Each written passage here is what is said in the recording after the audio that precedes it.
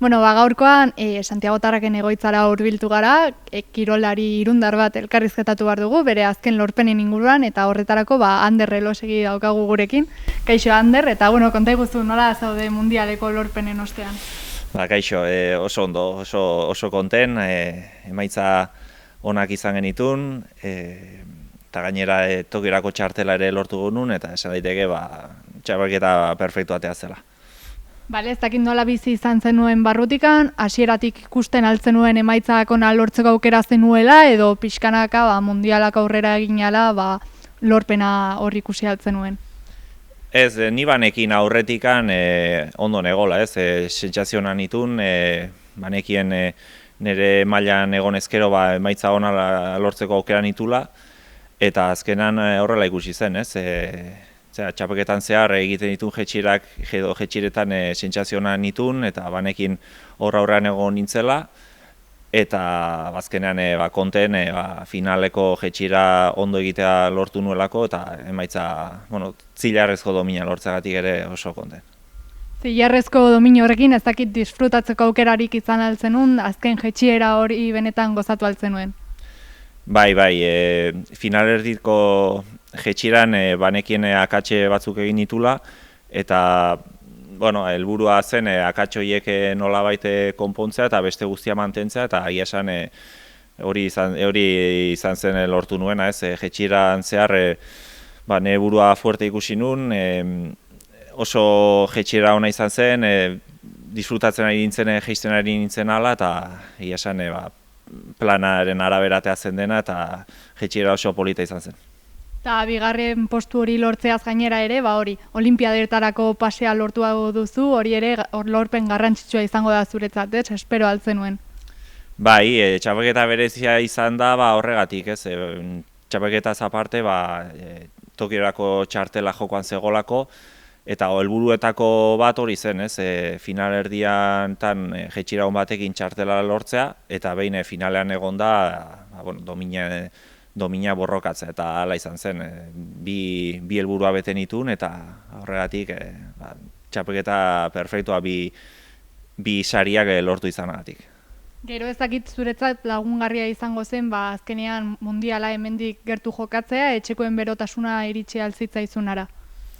Bai, azkenean Lasegu kanala oso kanal ezaguna da guretzako, ondo moldatzen gara bertan, eta abantaila txiki hori ere nik uste dut aprobetxatu genula, eta hortaz aparte egia da Irungo jende asko etorri zela animatzera, eta nahiz eta jeisten ari zaren bitartean zaila den bereiztea, animoie bereiztea, baina egia da sumatzen dela, badakizula hor daudela, eta horrek ere nik uste dut asko lagundu zigula. Eta lorpenen ostean ez dakit deskantzatzeko tartea izan duzun, ospakizunetarako tartea? Gutxiz, orain astebete daramatetxean, eta Tokiorako maletar prestatzea naiz, ostiral honetan goazelako bertara, eta ospatzeko denbora gutxi izan du hori da. Bale, eta orain komentatzen zenuena, ez? Tokiora begira zaudete, ez dakit ze plan daukazuen, entrenamenduekin hasi altzareteia. Hasi ez, orain astebete egin dute atsedenaldi gisa, baina orain hasiko gara, ez. Nolabait txapelketa honekin etapa bat bukatu da, helburua txartela lortzea zen, eta orain txartela eskura dudala, beste etapa berri honetako helburua izango da Tokioko txapelketa ondo prestatzea, eta orain prestakuntza hori orain hasiko dugu lehenengo Tokiorako bidaiakin. Eta ez dakit oso ezberdina izango den entrenamenduak mundial bat prestatzeko eta olimpiada batzuk prestatzeko, ez dakit nola bizitzan duzuen kirolariek hori? Ez, entrenamenduak ez dira oso ezberdinak izango, ez. Orain helburua da batez ere Tokio kanala ondo ezagutzea, gure kirolan oso garrantzitsua delako kanalaren mugimendu guztiak ondo ezagutzea, eta hori da helburua, ez, Tokion ahalik eta gehien entrenatzea, eta bestetik, prestakuntza aldetik ez du izango diferentzia hondirik. Egia da gero entrenatzaileekin eta ikusiko gula denboraldi honetan ze hobetu dezakegun eta zerrez, edo zertan jarri dezakegun atentzioa handiagoa, baina zea orokorretan ez dut uste asko aldatuko denik prestakuntza mota. Eta olimpiada hori begira oraindik goiz da, baina ez dakit aurreikuspenen bat egitera ausartzen zaren, edo nola ikusten duzun zure burua zure mailako beste kirolariekin alderatuta? Neurua handik uste dut, gauza da zaila dela aurreikuspen bat egitea, ez? Baina entrenatzen ari banaiz da aurreko emaitzak hobetzeko aukera ikusten dualako eta ilusio hori dualako, ez? Eta horregatik orain prestakuntza honetan helburua beti izango da batez ere domina lortzea. Kontziente naiz oso zaila izango dela, hori horrela delako, baina nik uste dut aukera badudala eta orain prestakuntza honetan helburua hori izango da. Vale. Eta gero ez dakit nola biziko duzun, antzauden bitartean ere, atxeden hartzeko denboradik duzuen, ez dira zure lehen olimpiadak, hori ere lagungarria izango da esperientzia moduan, ez?